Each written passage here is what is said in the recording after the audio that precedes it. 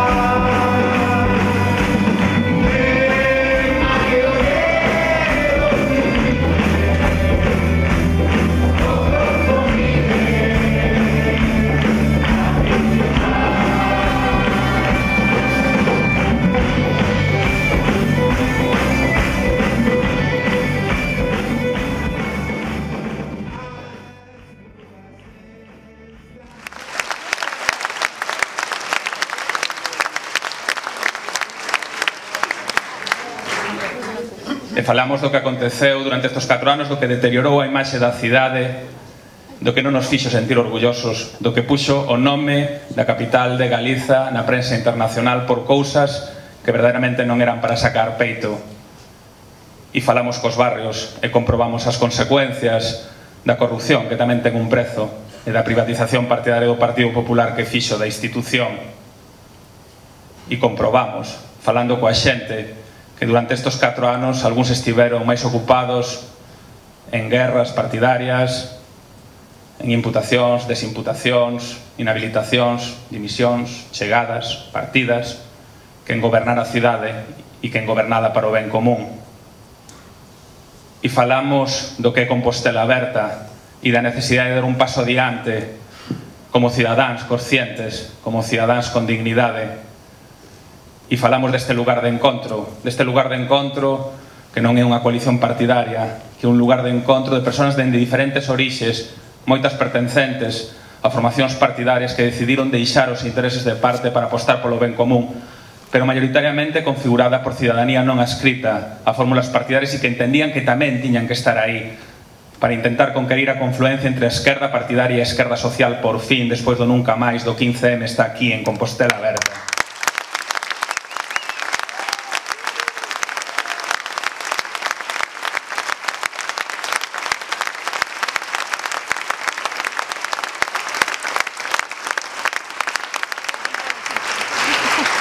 E falamos de participación.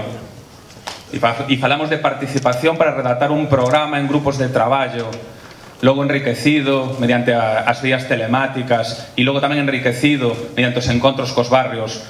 E falamos de participación para a escolla dunha candidatura que é un luxo, que é un equipo do que sentirse orgulloso para a cidade, nun proceso onde participaron máis de 1.500 persoas.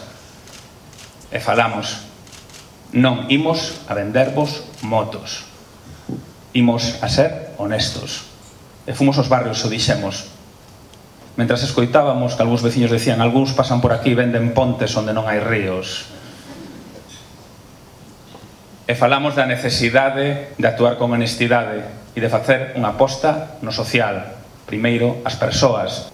E falamos de participación, e falamos de transparencia, e falamos de educación pública, e falamos de sanidade, e falamos de cultura, e falamos de capitalidade, e falamos da cidade. E a xente sabe que ten que escoller. E ten que escoller entre os que pisan e os que plantan. E ten que escoller entre a privatización partidaria dos menos, que gobernan para os menos, e a aposta decidida dos máis que queremos gobernar para os máis.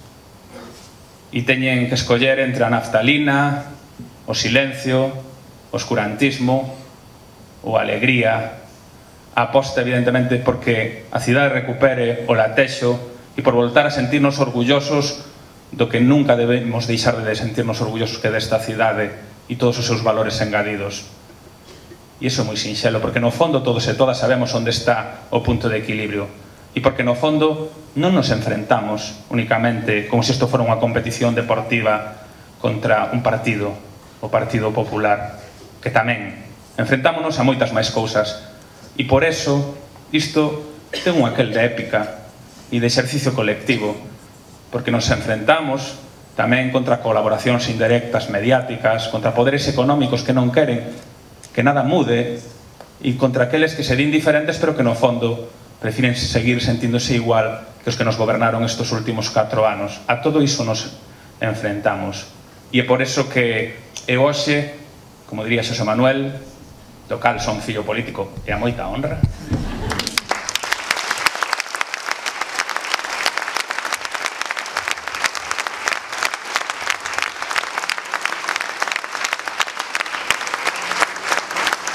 hai algúns que son fillos políticos de Cuíño, sobriños de Feijóo, e eu non lles ando sacando parentesco. Pois eu hoxe quero exhortarvos aquí a que exerzamos, e vou pedir un toque por cada cosa que vou, porque esto está improvisado, a que exerzamos a dignidade, a que exerzamos o sorriso, a que exerzamos a inteligencia, a que exerzamos o mundo da república e a que exerzamos a alegría.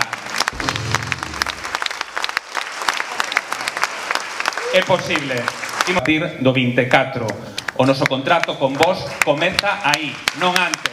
Moita forza, ánimo e adiante.